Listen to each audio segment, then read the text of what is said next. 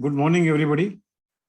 At the outset, let me thank the office bearers of KSOS Drishti conference, specifically Dr. Babu, Dr. Mahesh, Dr. Rajiv Sukumaran, and Dr. Srini, Dr. Gopal, and so many others whom I know for having me in this prestigious Drishti conference.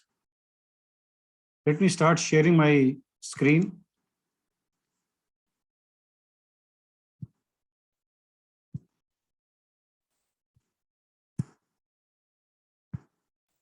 I hope the screen is visible and I am audible. So today I will be sharing with you the management of PDR. You see, PDR till date, we understood it's relatively simpler and relatively non-controversial as far as management is concerned compared to DME. You see, when anti-VEGFs came, they revolutionized the management of DME. But as far as management of PDR was concerned, all of us believe that laser is the mainstay. And honestly speaking, I still maintain that laser is the mainstay of management of PDR. You see, this laser has been in vogue for not few years, but for decades and decades. And we have had a lot of patients whom we lasered, 3-4 decades back and still doing very, very well. And I believe intravitreal anti-VEGF injections have adjunctive role only.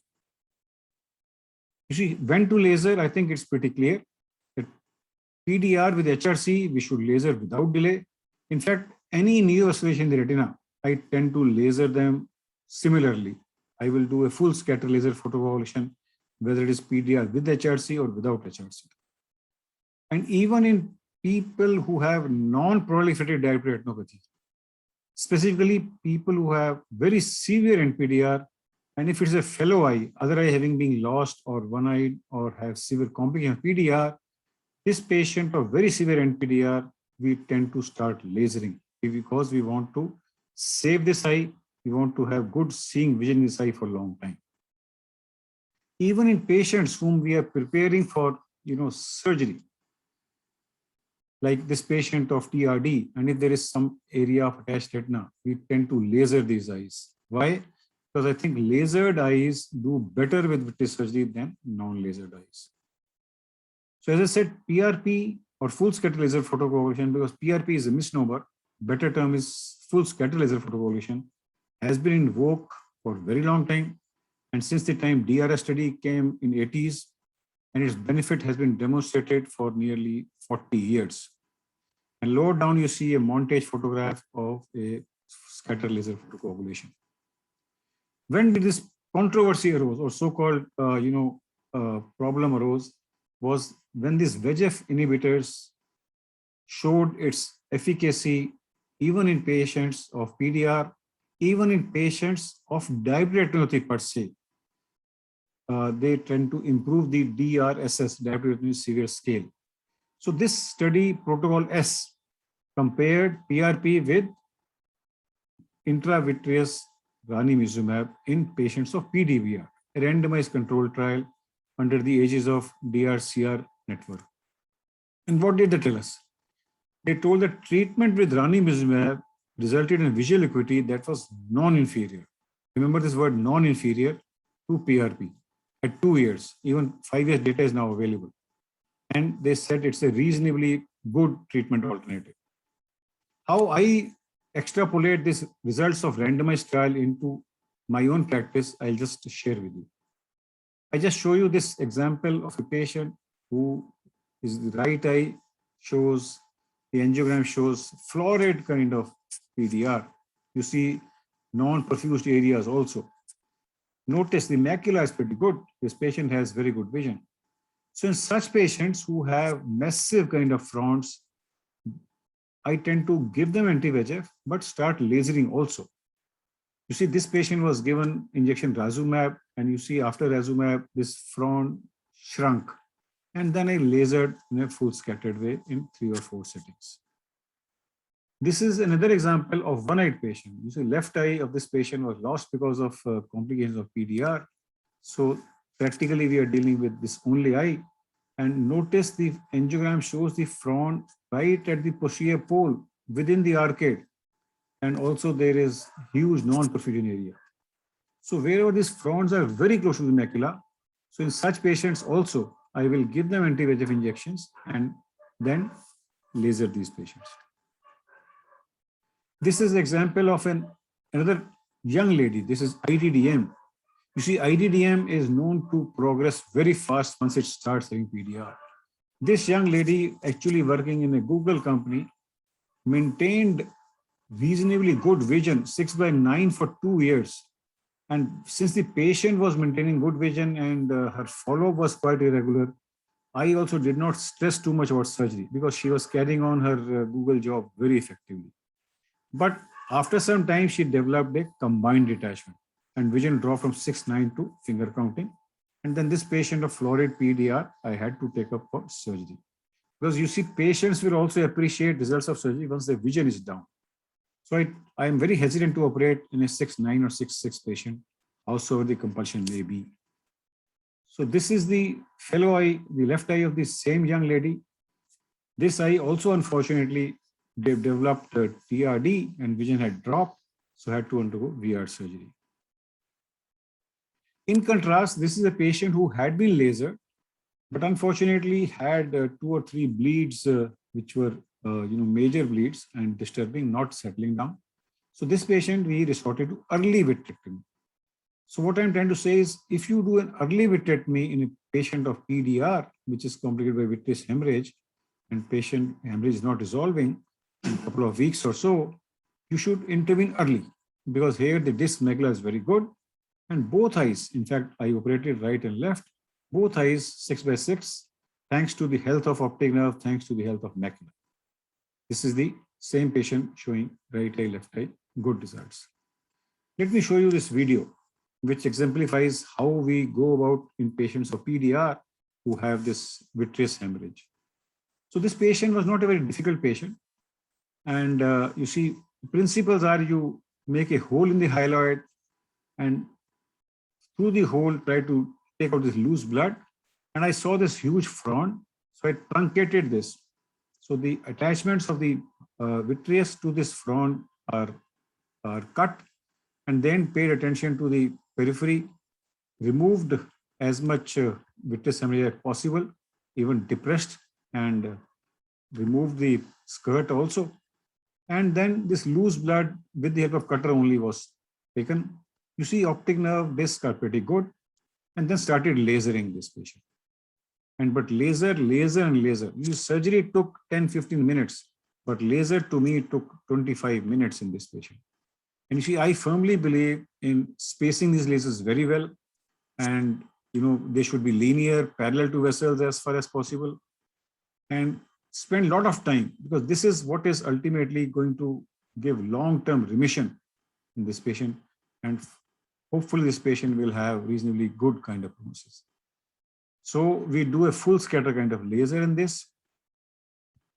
And at the end of when I was satisfied that a reasonably good laser has been done, as you see now, then did air fluid exchange. No gas or oil obviously was required in this patient, and patient recovered 6/6 vision. This is the 1 day post-op. You see air injected, disc macula pretty good. And this is after a couple of days. This is the other eye, in fact. This eye, we had to inject oil because there was some difficulty. The patient had some break. Let me show you another video. This is in contrast to a simpler vitrectomy, which I had shown as a complication of PDR. This is a florid kind of PDR with massive traction detachment. The principal surgery still remained the same, except here the hyaloid was stuck to the retina. This patient had a combined detachment. You can notice there is a rhegma component here. Aim was to do as atraumatic surgery as possible. So you see, after spending some time, what I did was I tried to lift this fibrous front from the optic nerve. What was the aim? Was to insinuate my cutter so that I can do some segmentation, because for a long time I was not able to find any plane, a safe plane. It is very important in diabetic to find out a safe plane once you are doing a VR surgery. And then you go in between the, this folds of retina, try to do as much segmentation as possible. Don't try to pull too much. You can use various instrumentation to find out the plane so that you don't, harm the retina underneath. And then slowly and gradually, with a lot of patience, do this segmentation. You see, after I had done some segmentation, I injected some PFCL. You see, notice still, I'm trying to remove this vitreous from the nasal part. And I realized that a lot of, fibers of front still adherent at the posterior pole. So again, try to do some more segmentation with sharper instruments this time. This is the MVR Blade 25 gauge, which helped me in this patient. And then put a chandelier, because I never wanted to leave so many fronts at the posterior pole.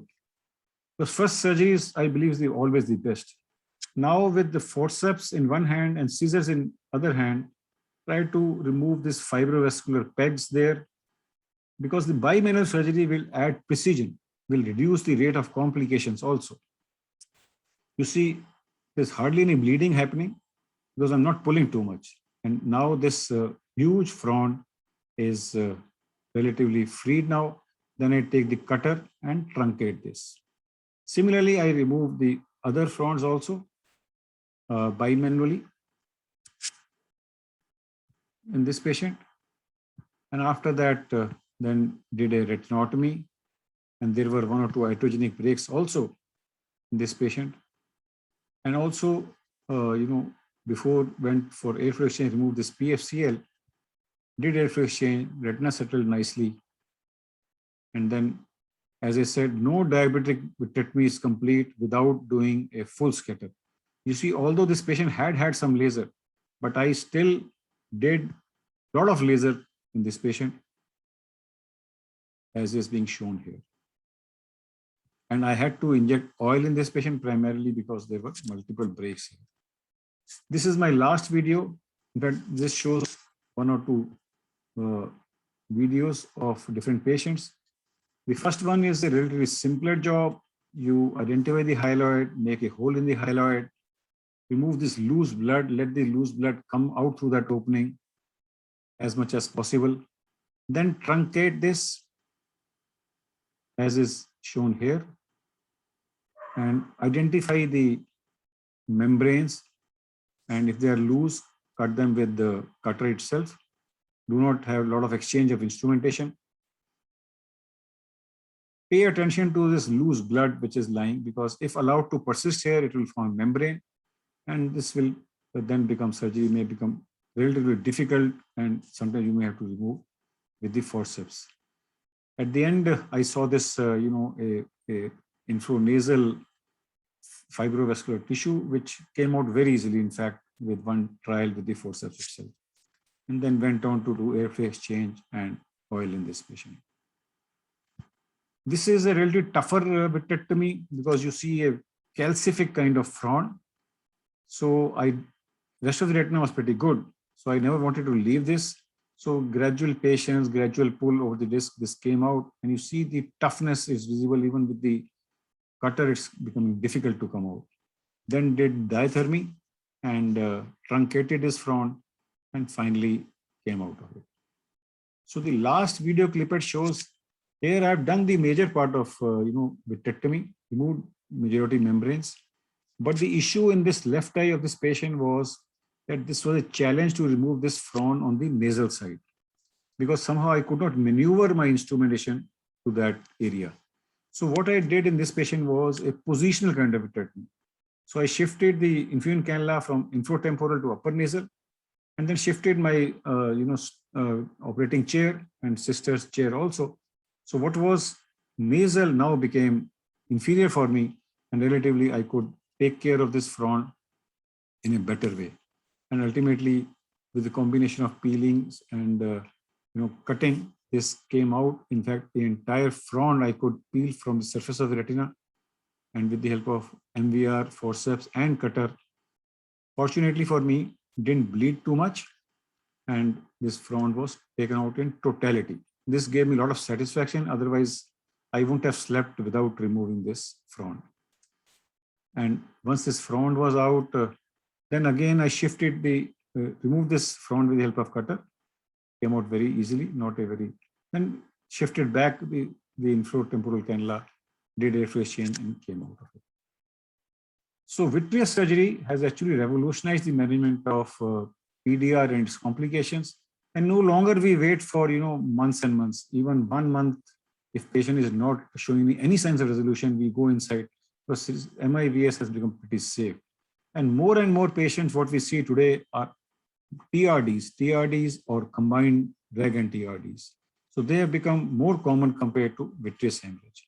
Even non-responsive macular edema, we sometimes do MIVS. These are a couple of pre and post versions just to show that it is rewarding. In majority of these patients, patient does improve, but degree of improvement you can't quantify because health of macula and ischemia or optic nerve may be there. There's another patient fortunate to have 6/6 vision in both the eyes after ear surgery. This was one-eyed patient who presented with rubeosity iridis. He had received anti-VEGF injection. Patient presented with PLPR and fortunate to have at least 6/18 vision.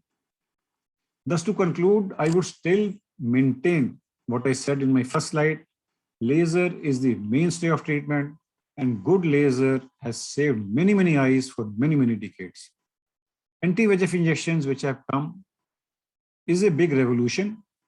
Although studies are very compelling and they show non-inferiority, but there is an issue of repeated injections, issue of cost, issue of multiple visits to the hospital. Especially in our country, this becomes significant because a lot of patients have to pay from their pocket. And I still do anti-VEGF injections, but indications, as I showed in the beginning, are posterior pole fronds or large fronds with good vision. I will combine both laser as well as PDR. But honestly, my dependency is still on a very good laser. And as I said, early vitrectomy gives long-term good visual results. So we should not wait for a long time. But during vitrectomy, your aggression should be calculated. Ultimately, we have to give good vision to this patient. But prognosis has definitely improved over the course of few years and decades, primarily because now we have better quality machines. We have, we started 20 gauge, now we have 27, even 30 gauge has come up. So better machines, better devices, bimanual surgery being possible, and also preoperatively anti-VEGF injections has made the job much easier because we encounter much less bleeding peroperatively also and postoperatively also. Although no two diabetic treatments are comparable, it's not a simple job to do a diabetic treatment because PVD is difficult in such patients. And if you pull too much, you cause these two Bs. One B is break and other is bleeding. So one should try to minimize the occurrence of breaks and bleedings because ultimately they have a repercussion on the final visual outcome. The solution is you should work slowly and work with a lot of patience and take a lot of time and use bimanual wherever possible. So patience is the key. Don't pull too much on the retina. Hemostasis is the key. You see, you should lower the bottle height. You should use diathermy. I, for one, do not depend on laser for hemostasis.